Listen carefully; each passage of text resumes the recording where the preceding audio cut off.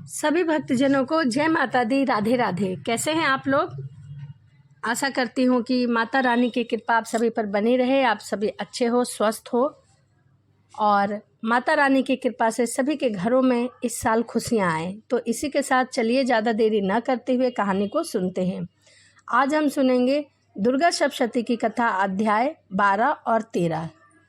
देवी चरित्रों के पाठ का महात्म्य। देवी बोली, हे देवता, जो पुरुष इस स्रोत द्वारा एकाग्रचित होकर मेरी स्तुति करेगा उसके संपूर्ण कष्टों को निसंदेह हार लूंगी। मधुकैटभ के नाश, महिषासुर के वध और शुंभ तथा निशुंभ के वध की जो भी मनुष्य कथा कहेंगे, मेरे महात्म को अष्टमी, चतुर्थी और नवमी के दिन एकाग्रचित होकर भक्तिपूर्वक सुनेंगे, उनको कभी कोई पाप न रहेगा। पाप से उत्पन्न हुई विपत्ति भी उन्हें नहीं सताएगी। उनके घर में दरिद्रता नहीं होगी और न उनके प्रयोजनों का विछोह होगा। उनको किसी प्रकार का भय न होगा। इसीलिए प्रत्येक मनुष्य को भक्तिपूर्वक मेरे इस कल्याण कारक महात्म को सदा पढ़ना और सुनना चाहिए। यह मेरा महात्म महामारी से उत्पन्न हुए संपूर्ण उपद्रवों को एवं 3 प्रकार के उत्पादों को शांत कर देता है। जिस घर या मंदिर में, जिस स्थान पर मेरा यह स्रोत विधि पूर्वक पढ़ा जाता है, उस स्थान का मैं कभी भी त्याग नहीं करती और वहाँ सदा ही मेरा निवास रहता है। बलिदान, पूजा, होम तथा महोत्सव में मेरा यह चरित्र उच्चारण करना तथा सुनना चाहिए। ऐसा हवन या पूजन मनुष्य जानकर या बिना जाने करे, मैं उसे तुरंत ग्रहण कर लेती हूँ। और शरद काल में प्रत्येक वर्ष में जो महापूजा की जाती है, उसमें मनुष्य भक्तिपूर्वक मेरा यह महात्म सुनकर सब विपत्तियों से छूट जाते हैं और धन, ध्यान तथा पुत्र आदि से संपन्न हो जाता है। और मेरे इस महात्म और कथाएं इत्यादि को सुनकर मनुष्य निर्भय हो जाता है और महात्म के श्रवण करने वाले के शत्रु नष्ट हो जाते हैं तथा कल्याण की प्राप्ति है और उनका कुल आनंदित हो जाता है। कष्ट शांत हो जाते हैं तथा भयंकर स्वप्न दिखाई देना, घरेलू दुख इत्यादि सब मिट जाते हैं।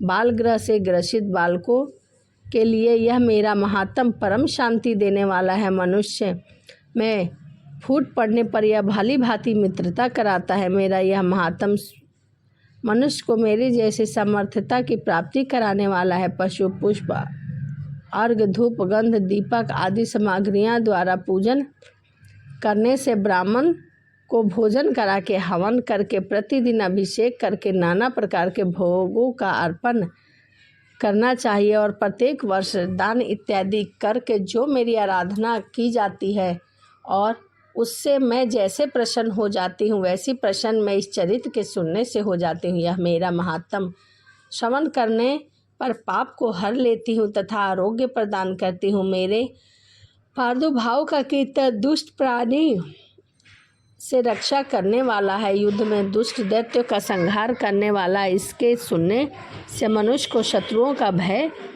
नहीं रहता। हे देवता, तुम जो मेरी स्तुति की है अथवा ब्रह्मा जी ने जो मेरी स्तुति की है, वह मनुष्य को कल्याणमयी बुद्धि प्रदान करने वाली है। वन में सुनने, मार्ग में अथवा दनावल में घिर जाने पर, वन में चारों ओर से घिरा हुआ शत्रु तथा पकड़ा हुआ जंगल में सिंहों से, व्याघ्र से या जंगली हाथी द्वारा पीछा किया हुआ राजा के क्रोध हो जाने पर, मारे जाने से, समुद्र नाव डगमगाने का, भयंकर युद्ध में फंसा होने पर, किसी भी प्रकार की पीड़ा से पीड़ित, घोर बाधाओं से दुखी हुआ मनुष्य इस चरित्र का स्मरण करने से संकटों से मुक्त हो जाता है। मेरे प्रभाव से चोर या शत्रु इत्यादि दूर भाग जाते हैं और पास नहीं आते। महर्षि ने कहा, प्रचंड पराक्रम वाली भगवती चंडी के कहने के पश्चात सब देवताओं देखते ही देखते अंतराध्य हो गए और संपूर्ण देवता अपने शत्रुओं को मारे जाने पर पहले की तरह यज्ञ भाग का उपभोग करने लगे और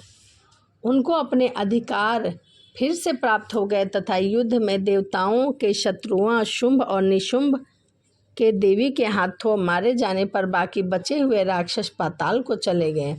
हे राजन, इस प्रकार भगवती अंबिका नित्य होती हुई भी बार बार प्रकट होकर इस जगत का पालन करती है, इसको मोहित करती है, जन्म देती है और प्रार्थना करने पर समृद्धि प्रदान करती है। हे राजन, भगवती महाप्रलय के समय महामारी का रूप धारण करती है और वही संपूर्ण ब्रह्मांडों में व्याप्त है, और वही भगवती समय समय पर महाकाली तथा महामारी का रूप बनाती है और स्वयं अजन्मा होती है, सृष्टि के रूप में प्रकट होती है। वह सनातनी देवी प्राणियों का पालन करती है और मनुष्य के अभ्युदय के समय घर में लक्ष्मी का रूप बनकर स्थित हो जाती है तथा अभाव के समय दरिद्रता बनकर विनाश का कारण बन जाती है। पुष्प, धूप, गंध आदि से पूजन करके उनकी स्तुति करने से वह धन एवं पुत्र देती है और धर्म में शुभ बुद्धि प्रदान करती है। तो यह दुर्गा सप्तशती की कथा अध्याय 12 यहीं समाप्त होता है। आइए अब हम सुनेंगे दुर्गा सप्तशती की कथा अध्याय 13। राजा सूरत और वेश्या को देवी का वरदान। महर्षि मेघा ने कहा, हे राजन, इस प्रकार देवी के उत्तम महात्म का वर्णन मैंने तुमको सुनाया है। जगत का धारण करने वाली इस देवी का ऐसा ही प्रभाव है। वही देवी ज्ञान को देने वाली है और भगवान विष्णु की इस माया के प्रभाव से तुम और यह वेश्य तथा अन्य विवेकी जन मोहित होते हो और भविष्य में मोहित होगे। हे राजन, तुम इसी परमेश्वरी की शरण में जाओ। यही भगवती आराधना करने पर मनुष्य को भोग, स्वर्ग और मोक्ष प्रदान करती है। मार्कंडेय जी ने कहा, महर्षि मेघा की ऐसी बात सुनकर राजा सूरत ने उन उग्र व्रत वाले ऋषि को प्रणाम किया और राज्य के छिन जाने के कारण उनके मन में अत्यंत ग्लानि हुई और राजा तथा वेश्या तपस्या के लिए वन को चले गए। नदी के तट पर आसन लगाकर भगवती के दर्शन के लिए तपस्या करने लगे। दोनों ने नदी के तट पर देवी की मूर्ति बनाई। पुष्प, धूप, दीप और हवन द्वारा उनका पूजा किया। पहले उन्होंने आहार को कम कर दिया, फिर बिल्कुल निराहार रहकर भगवती में मन लगाकर एकाग्रचित पूर्वक उनकी आराधना करने लगे। वह दोनों अपने शरीर के रक्त से देवी को बलि देते हुए 3 वर्ष तक लगातार भगवती की आराधना करते रहे। 3 वर्ष के पश्चात जगत का पालन करने वाली चंडिका उनको प्रत्यक्ष दर्शन देकर कहती हैं, देवी ने कहा, हे राजन तथा अपने कुल को प्रसन्न करने वाले वेश्या, तुम जिस वर की इच्छा रखते हो वह वर मुझसे मांगो। वह वर मैं तुम्हें अवश्य दूंगी, क्योंकि मैं तुम पर प्रसन्न हूँ। मार्कंडेय जी कहते हैं, यह सुनकर राजा ने अगले जन्म में नष्ट न होने वाला अखंड राज्य और इस जन्म में बलपूर्वक अपने शत्रुओं को नष्ट करने के पश्चात अपना पुनः राज्य प्राप्त करने के लिए भगवती से वरदान मांगा। और वेश्या ने, जिसका चित्त संसार की ओर से विरक्त हो चुका था, भगवती ने अपनी ममता तथा अहंकार रूप अशक्ति को नष्ट कर देने वाले ज्ञान को देने के लिए कहा। देवी ने कहा, हे राजन, तुम शीघ्र ही अपने शत्रु को मारकर पुनः अपना राज्य दोबारा प्राप्त कर लोगे। तुम्हारा राज्य स्थिर रहने वाला होगा। फिर मृत्यु के पश्चात आप सूर्य देव के अंश से जन्म लेकर सार्वजनिक मनु के नाम से इस पृथ्वी पर विख्याति को प्राप्त होगे। हे वेश्य, कुल में श्रेष्ठ, आपको जो मुझसे वर मांगा है वह आपको देती हूँ। आपको मोक्ष को देने वाले ज्ञान की प्राप्ति होगी। मार्कंडेय जी कहते हैं, इस प्रकार उन दोनों को मनोवांछित वर प्रदान करके तथा अपनी स्तुति सुनकर भगवती वहाँ से अंतराध्य हो गई और इस प्रकार क्षत्रिय में श्रेष्ठ वह राजा सूरत भगवान सूर्य देव से जन्म लेकर इस पृथ्वी पर सार्वजनिक मनु के नाम से विख्यात हुए। श्री दुर्गा सप्तशती के पाठ के बाद सिद्धि कुंजिका स्रोत का पाठ अवश्य करना चाहिए। इससे सभी मनोरथ पूर्ण होते हैं। सिद्धि कुंजिका स्रोत को संस्कृत में पढ़ने या फिर हिंदी में भी आप पढ़ सकते हैं।